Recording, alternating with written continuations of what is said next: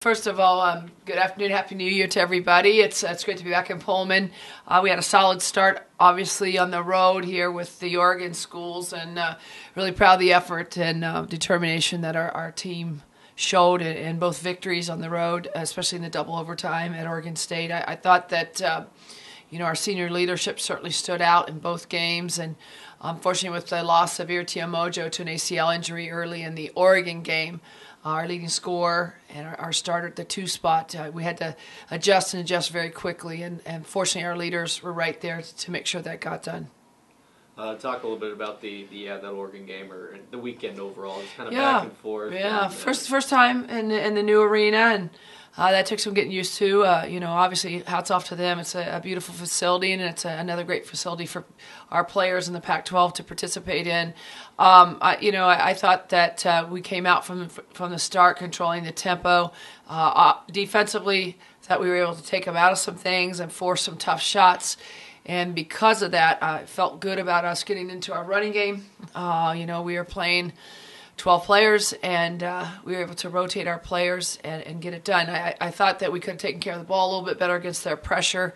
We're certainly going to have to do a better job next time we see that type of pressure. But we learned from it. But the good news, I thought our team really showed a great resiliency on the road. And even with the injury to Irtia Mojo, they were able to put it behind them and move forward and get a great win. And then the Oregon State game, obviously your team's learning how to win. That schedule is obviously paying off. We're playing some tough games in a very tough environment.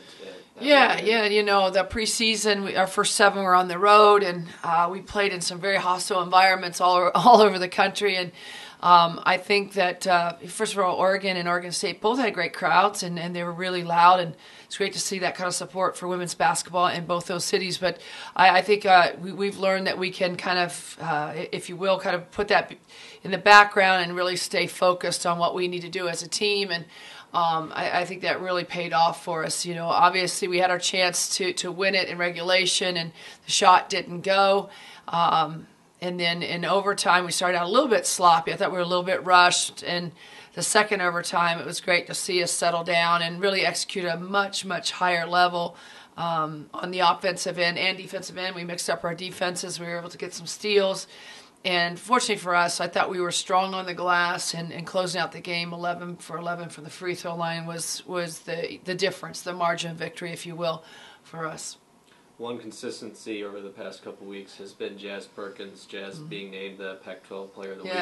Talk a little bit about Jazz in the past couple weeks. Well, Jasmine Perkins is a senior in our program, and it's the first time she's ever been, received this type of accolade, and it was just so well deserved. I think that all year Jazz has been playing. Her motor runs. Her motor runs all the time, and fans, whether you're the opponent or Cougar fan, you got to appreciate that about her. How hard she plays on the defensive end, how hard she plays on getting up on the glass, and how well she runs the floor. I think the other thing that Jasmine has done is she's really tried to become a better passer the last 2 years of her career at Washington State. So her assists are up.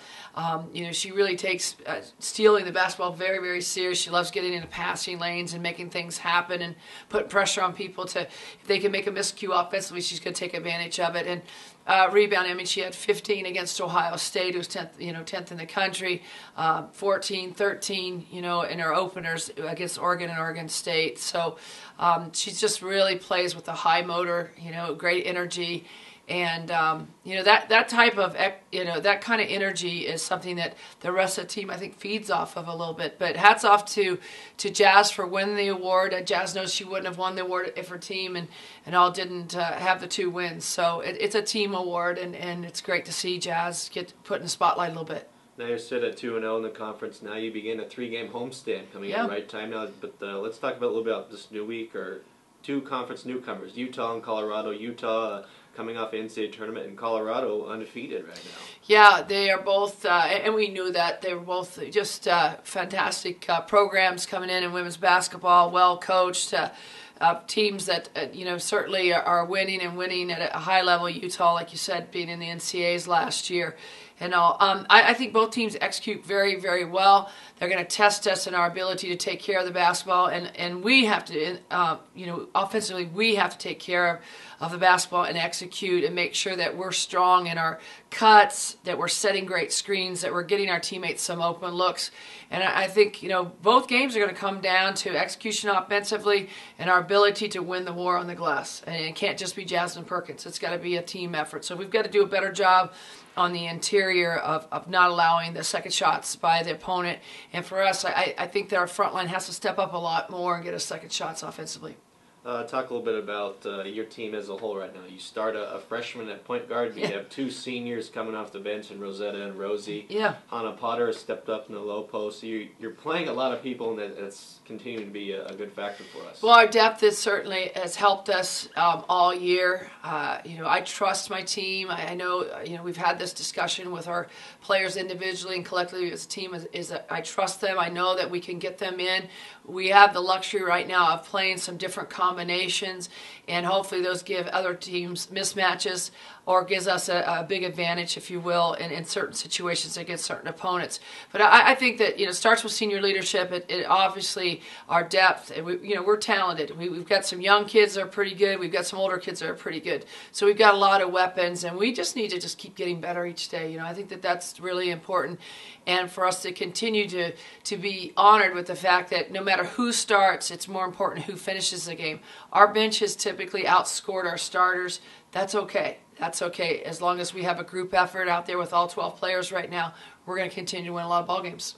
And then one more question just on talk about the importance of this 3-game homestand. Being at home, we're in a good spot right now. Yeah. Well, it's, playing each game is so unbelievably precious in the Pac-12. And, we've started out well on the road with the 2 wins and all, but we have to come home and we've got to definitely compete at a much higher level than what we did in those 2 games. And the other thing is, we've got to get people out, supporting the team. We want to have that 6-man or 6-person, if you will, in Beasley every night to help us, because every game is a war. It really is in the Pac-12. So, we hope that the students will come back a little bit early and get out and support us on Thursday night, obviously, and Saturday afternoon. But playing at home is something real precious to us. We want to defend our home court, and that's something that's a part of our goals. It's part of our mission as a program. So we're looking forward to it, and it starts Thursday night with Utah.